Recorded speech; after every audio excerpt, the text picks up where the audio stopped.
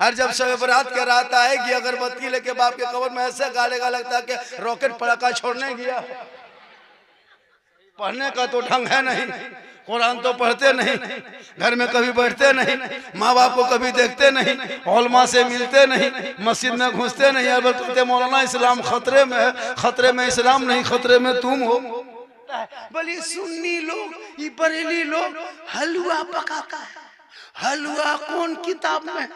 हम बोले हलवा किताब में नहीं, हलवा कड़ाही में रहता है। बोले हम लोग हलवा किताब में खोजते हैं। हम बोले हम लोग कड़ाही में ढक के रखते हैं।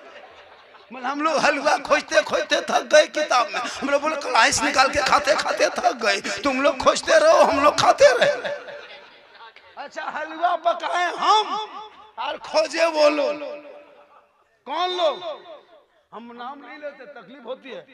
वो फूलगोभी टोपी वाले, गोल टोपी, वो लोग हलवा ऐसे घर में नहीं पकाएगा।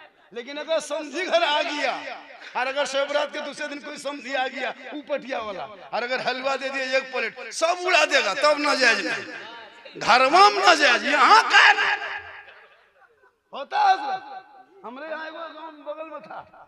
बोले हजरत हम लोग, वो हमारे जो ससुर है ना, वो लोग देवबंदी मसलक के है, वो लोग हलवा तलवा नहीं बनाता है। दूसरे दिन मेरा ससुर आया, इतना दिए, बोला बेटी थोड़ा 1.5 किलो एकदम उड़ा दिया।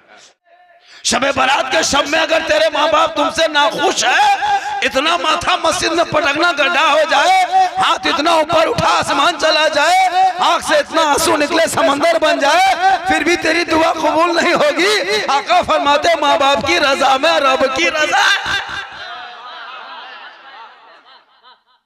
ये कौम तो इतनी भोली भाली है, शबे बारात में भी फातिहा करने की शक्ति नहीं।